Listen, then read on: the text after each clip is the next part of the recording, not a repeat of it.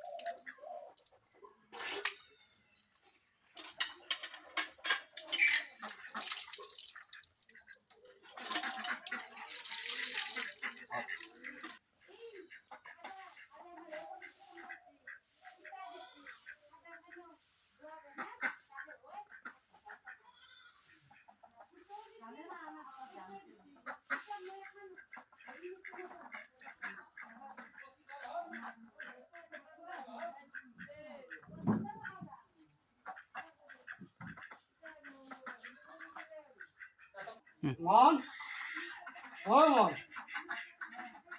মন চাহখিনি লৈ আছোন। আকৌ সোনকালে আন।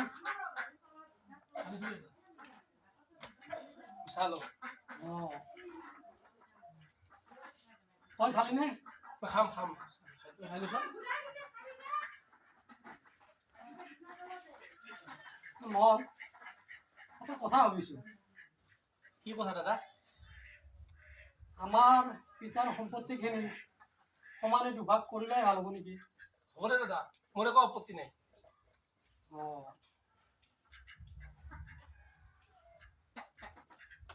তেনেহ'লে ভগাই লয় নেকি? আৰু সম্পত্তি বুলিবলৈনো কি আছে? পুৰণা কথা কওঁ, তামোল গছ কেইডালমান আৰু এটা গাই গৰুহে আছে। গতিকে আমি ভগাই লওঁ। হ'ব দে দাদা, মোৰ কথা নাই। বস্তুখিনি সমানে ভাগি দিলে হ'ল। তেনেহ'লে তোৰ আপত্তি নাই যদি মই ভাগ কৰি দিওঁ। হ'ব দে দাদা, তুই যেনেকৈ ভাগা মই তেনেকৈ আছোঁ আৰু। মানে আমাৰ এই গছকেইডাল যি আছে, গছকেইডালৰ গুৰিখিনি তোৰ আৰু আগফালটো, ওপৰৰ আগফালটো সেইখিনি মোৰ। বুজিলি নে? হ'ব, বুজি পাইছোঁ দাদা। আৰু সেই গাইজনীৰ পিছফালটো মোৰ আৰু আগফালটো তোৰ।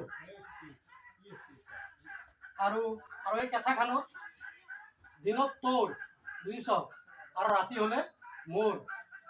বুজিলি নে? হ'ব দে দাদা। অঁ।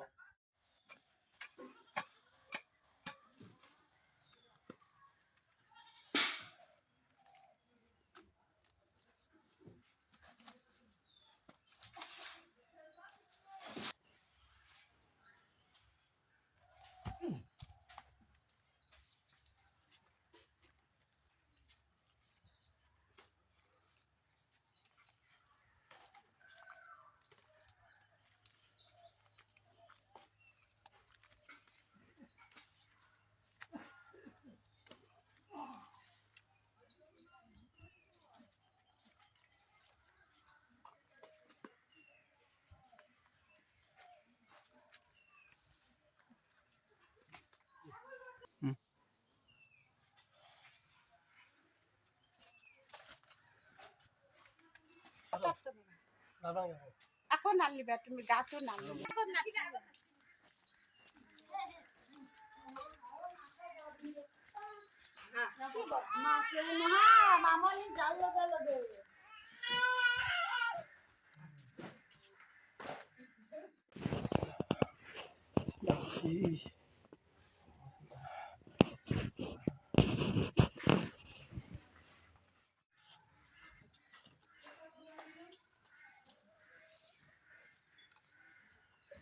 কিয় মন মাৰি বহি আছা? অ পেহী আমাৰ সম্পত্তিখিনি ভাগ হ'ল সম্পত্তিখিনি মানে আঠা খান আৰু তামোল গাছডাল আৰু গাই গৰুটো এতিয়া আঠা খান দিনত মোৰ লগত পৰছি ৰাতি দাদাৰ আৰু তামোল গাছডালৰ গুৰখিনি মোৰ আৰু ওপাৰখিনি দাদাৰ আৰু গাই গৰুটোৰ আগফালটো মোৰ লগত পৰছি আৰু পিছফালটো দাদাৰ লগত পৰছি তোক মই এটা বুদ্ধি দাম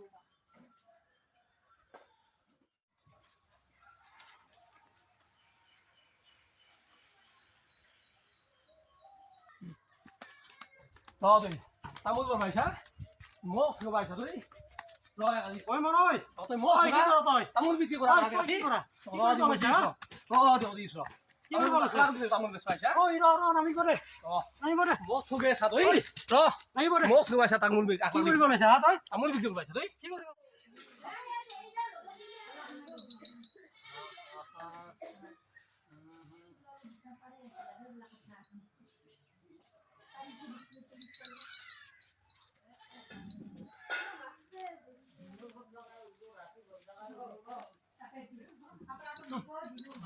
এই মন কি কৰা তই আগফালটো মোৰ মই যি কৰোঁ এই মই যি কৰোঁ মই যি কৰোঁ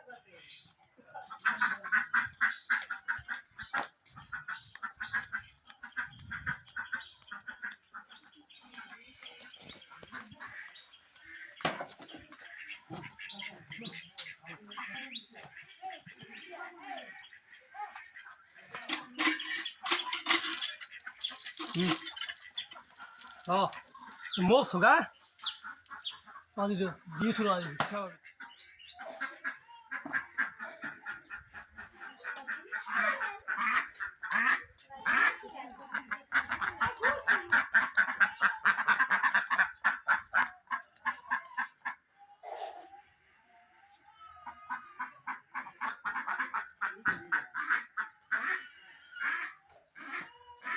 আইয়া